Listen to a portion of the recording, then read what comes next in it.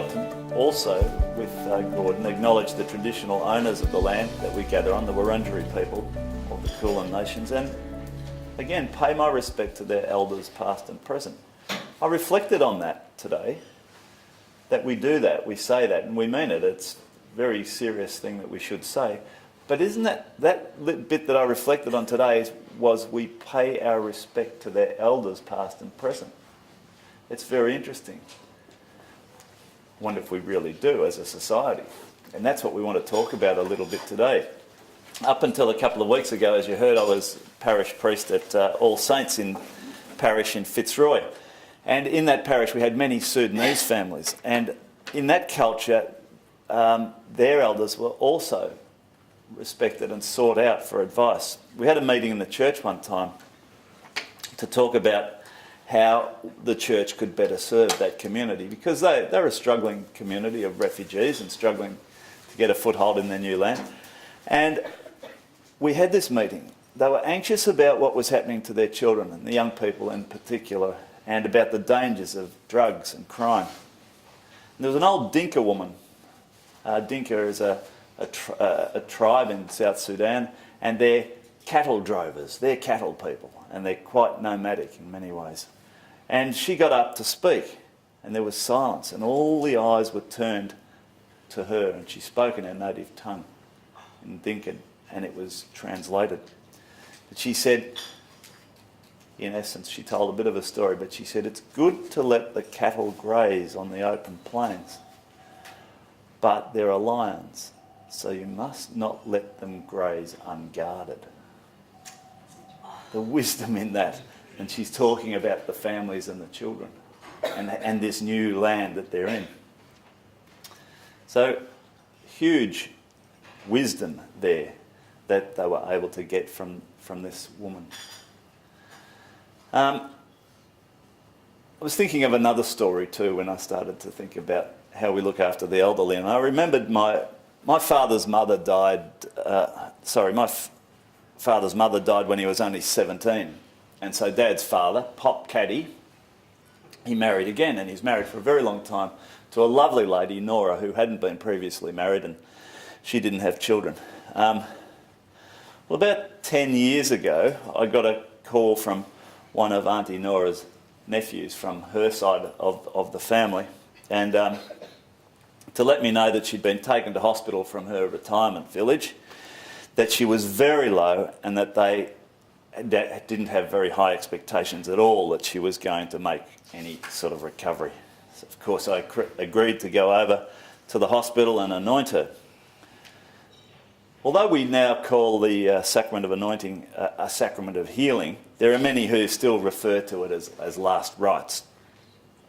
And in Auntie Nora's case, it looked as though we were preparing her for a good and imminent death.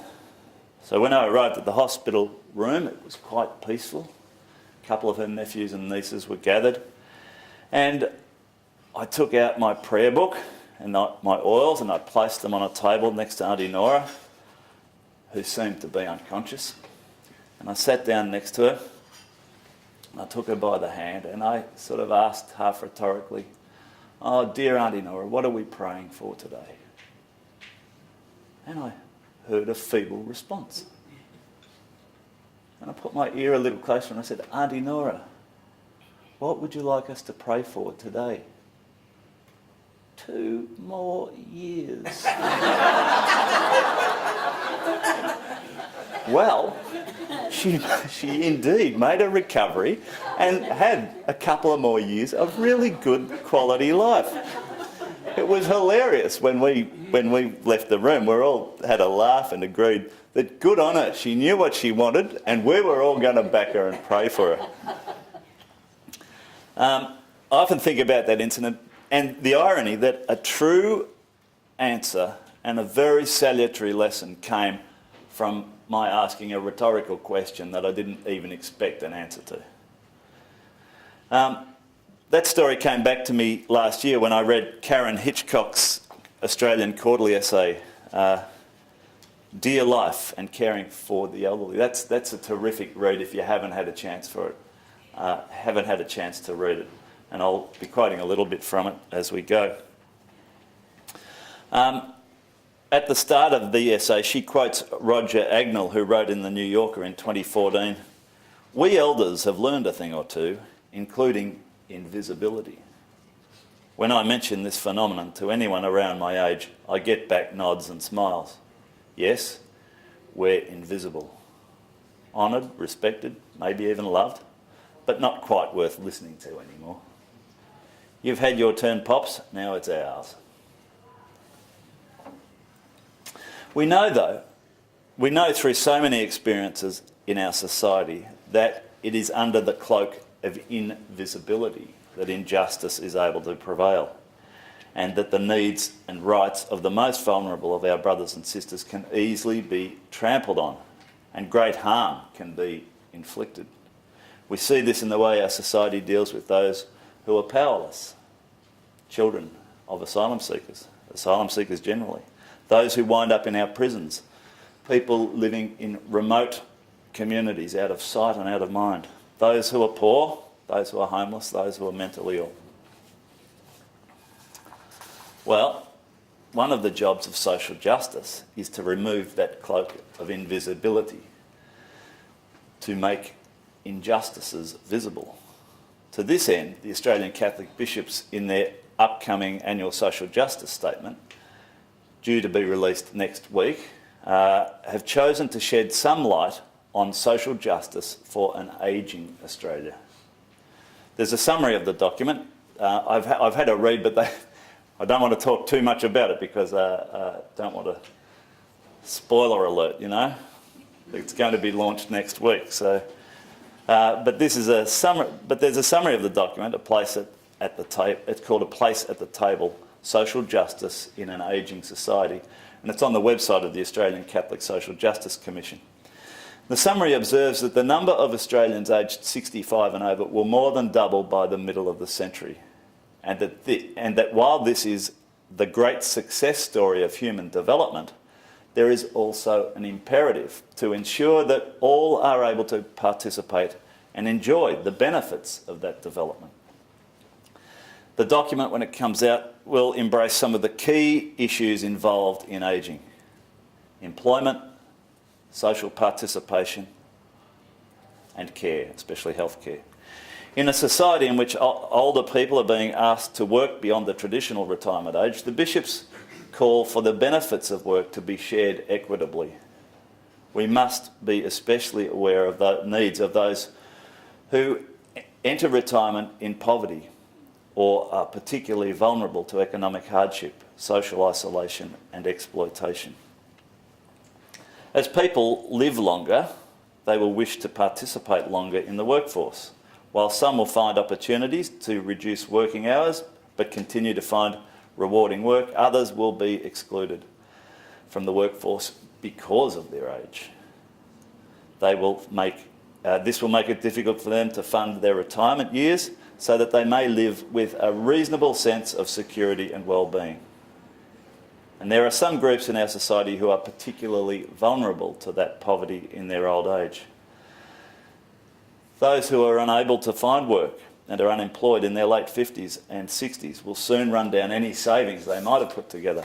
And we know that long-term unemployment rates for that group are extremely high, that of the groups of people who are able and wanting to work, who are long-term unemployed, that cohort has the highest proportion of people who are long-term unemployed for 2 years or more. By the time they retire, there might be little left of their savings to have a dignified life in their retirement. We know that women who often don't have their full life in the workforce and are not able to, for that reason, to put as much money into, because they've, in raising children, they've withdrawn from the workforce over years, they're not able to have accumulated as much in their superannuation, and again are a very vulnerable group to poverty in their later years. We know how important home ownership is too, as a kind of an ameliorating factor. If you've got your own home, it might be getting run down a bit, and you might not be able to afford the maintenance, but you've got a roof over your head, and how much more difficult that is for people who don't have that security. So those people are far more vulnerable to all the swings in the economy. There's another group that's not particularly mentioned in the document, but that has grown enormously over the years, and I've come to be aware of it through work in prisons, but that is the number of aged people in jail, in prisons. While crime is, we understand it, and it really is, it's a young man's game.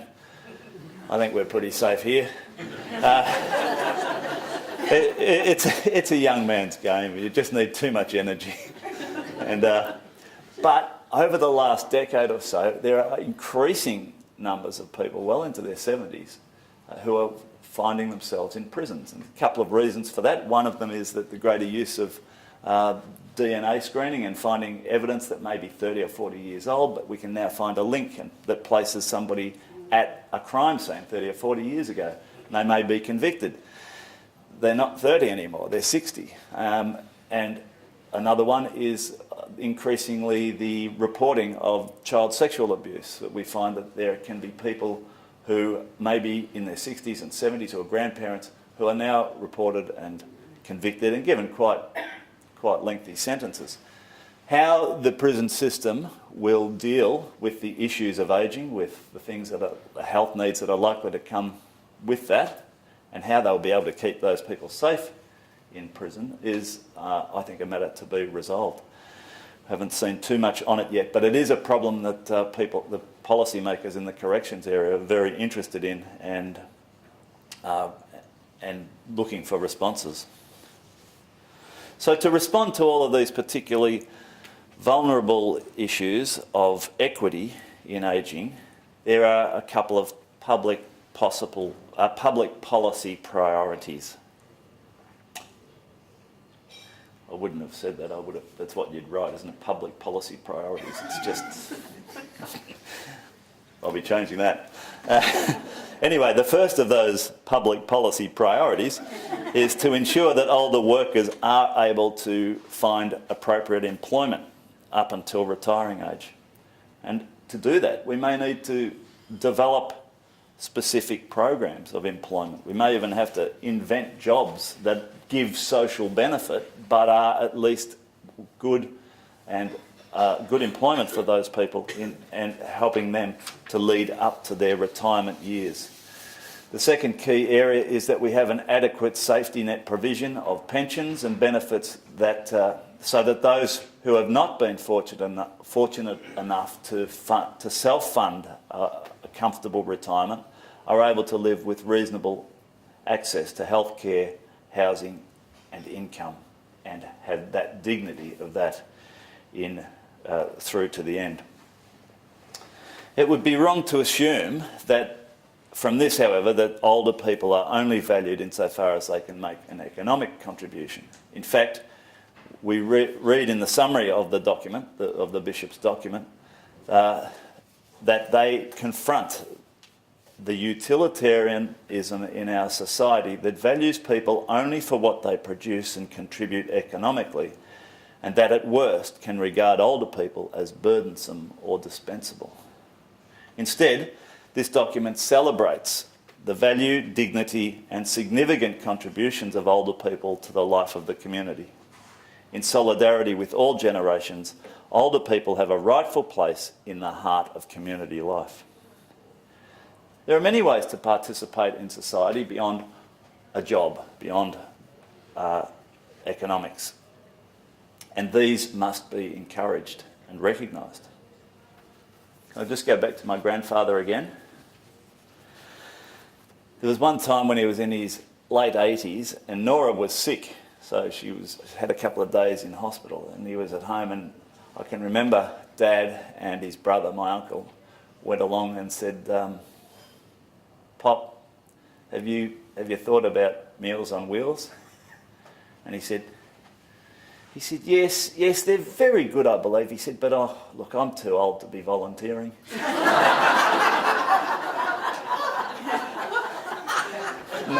We didn't mention it again.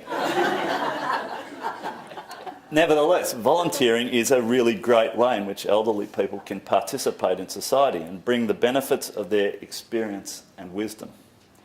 The wisdom itself is also something which our society can, their wisdom itself is also something about which our society can benefit greatly. Think of the story that I spoke at the start about that old Sudanese woman, older Sudanese woman, and her advice to those parents who are really in a strange land and trying to find their place, and how she was able to tell the parable almost of the lions and the cattle. Grandparents, of course, can be invaluable in families, and the relationships with grandchildren is especially important. My brother's wife is from an Italian background, and her mother taught her how to make this beautiful seafood sauce that goes with pasta. But Kathy said, "It's good." And I said, "It's great, Kathy." She said, "But Mum's is better. I don't know what it is." I said, "Well, I think it's great." Anyway, I went to their place a few weeks ago, and her daughter Jenna had made the sauce, and it was stunning.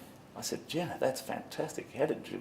She said, "Yeah, Nonna taught me." And Kathy said, "So it tastes a little bit different to mine." And Jenna said, "Yeah, but Nonna didn't give you the same recipe." This link, this little bit of solidarity between grandparents and their grandchildren, it's a wonderful thing to see, and it's wonderful in families, and to extend that generation. It's a great gift wherever we can find it. And not everyone can, but where we can find it, it's a huge gift, and it's a great contribution that older people can make in our community. One of the difficulties of ageing can be a growing sense of isolation. Friends pass away, transport and mobility can become limited, so that it's hard to get out and to visit. So as a society, we need to be conscious of the need to include the aged.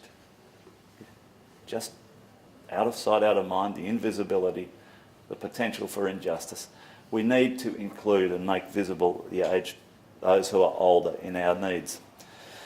And this can be a matter of planning. Why shouldn't the aged care residents be next to the school?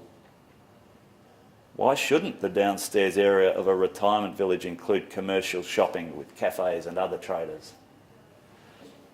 One other major problem in our society is that we have managed to give to aged people a sense that they are a burden. We often hear presented alarmist statistics that give us a sense that there is a huge crisis, that we have an unmanageable tsunami of aged people just waiting to gobble up all the resources of the whole economy. And me, the poor younger worker, has to support all of these. And this is the sense that's put out there, and a sense that we can't afford to meet this obligation as a nation. But that's not necessarily the case, because there's also enough studies to suggest that really it's in the last 2 years of life that more care is needed and more expenditure is placed in healthcare and more requirements of the system. But those last 2 years of life would be the same whether you were 50 or 90. So that's the case. Nevertheless, there are many who are made to feel a burden, especially when it comes to their need for medical care. Karen Hitchcock identified this very strongly in that quarterly essay of March 2015. She said, I just want to quote from her, she said, "Almost every day an elderly patient will tell me with shame that they are a burden or a nuisance, that they are..." Karen is at the Alfred Hospital, and she's one of the doctors there. And almost every day an elderly patient will tell me with shame that they are a burden or a nuisance, that they are taking up a hospital bed someone else needs. They apologise for being a drain, for wasting my valuable time, for being sick and needing help. Karen, of course, reassures them that this is not the case, that the reason we have hospitals is to treat the sick. That is what they paid their taxes for. That is what we do in civilised countries. But it remains the case that many elderly, that for many elderly, they have picked up this perception from somewhere that, and it's quite pervasive, that they are a burden, that they are useless, that they are not wanted. It's a very dangerous place to put in a euthanasia conversation, isn't it? Let's make them feel like they're useless and unwanted and they've got nothing to contribute and they're a burden, and offer them this sweet tablet. In her essay, in fact, the aged are often presented this way in public policy and discourse. We need to call for a whole new dialogue and discourse that is respectful of the dignity of all people, especially as we discuss the allocation of health dollars and the needs of the ageing. In her essay, Karen Hitchcock related a marvellous story about Fred. I think it illustrates many of the points that are relevant to the good treatment of our elderly. So, will you indulge me as I read the story of Fred?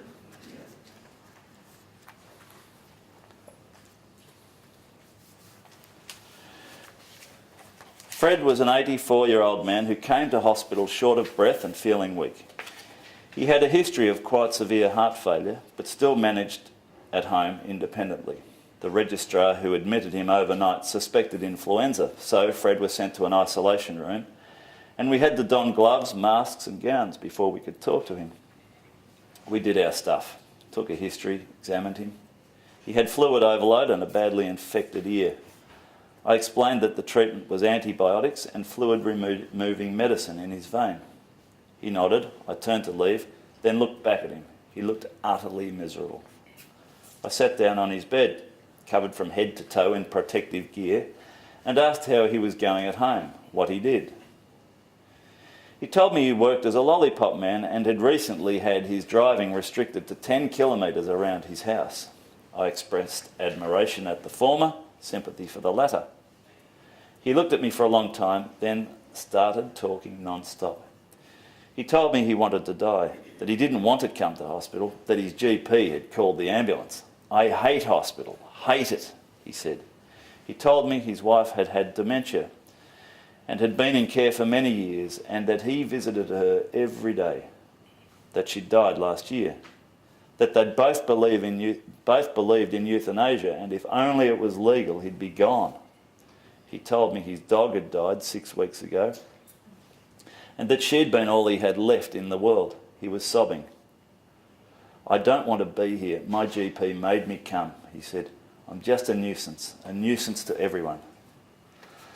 I told him he was not a nuisance, that we were happy to care for him, and that he'd probably feel better with treatment, but that he didn't have to come to hospital if he didn't want to, that we could try to arrange treatment in his home, and that if he got worse, he could go to the hospice.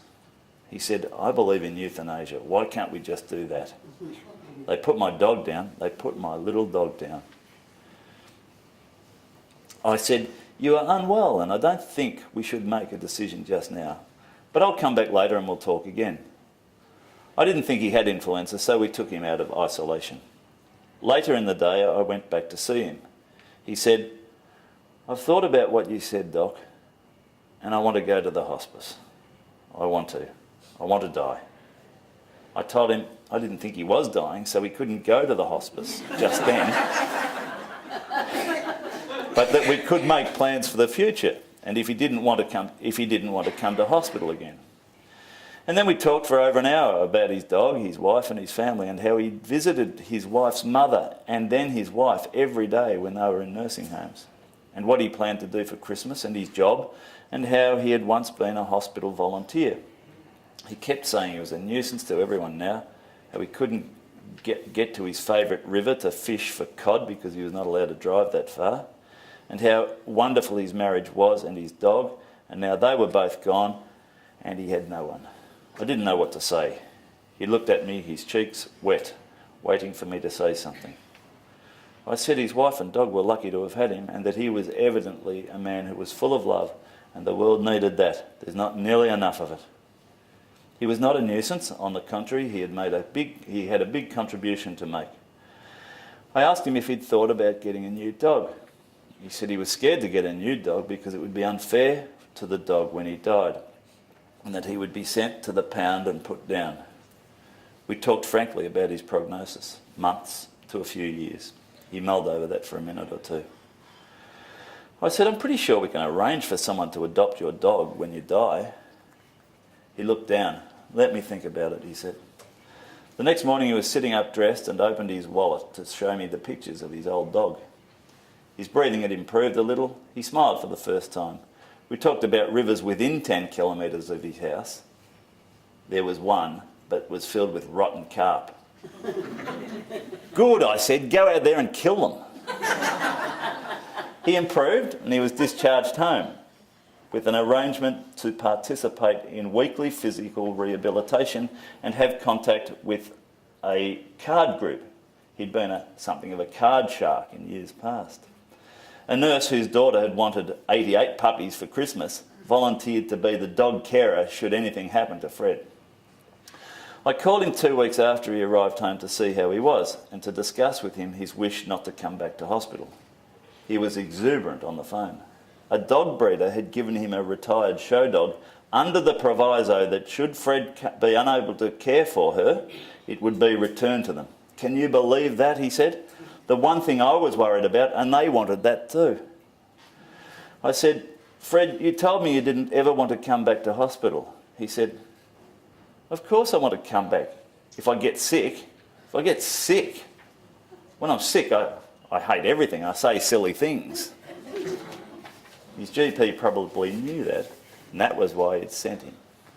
Isn't that a marvellous story? It's a beautiful story that illustrates the patience that is needed, the importance of listening, and to what they are saying, and the great outcomes that can be achieved for elderly patients in health and in happiness. So it's good timing for the Australian Catholic bishops to call for a place at the table for the ageing members of our community. A table where hungers are satisfied, where conversations are nurtured, where reconciliation is enabled to occur. And each of us, government, church and other social institutions, and us as individuals have a responsibility to work for this inclusion of the elderly, for a better, a stronger and a more just society. And, if not for justice, for self-interest. As Karen Hitchcock observed at the conclusion of her essay, they are our parents, our grandparents, our carers and neighbours, and they are every one of us in the not too distant future. Thank you.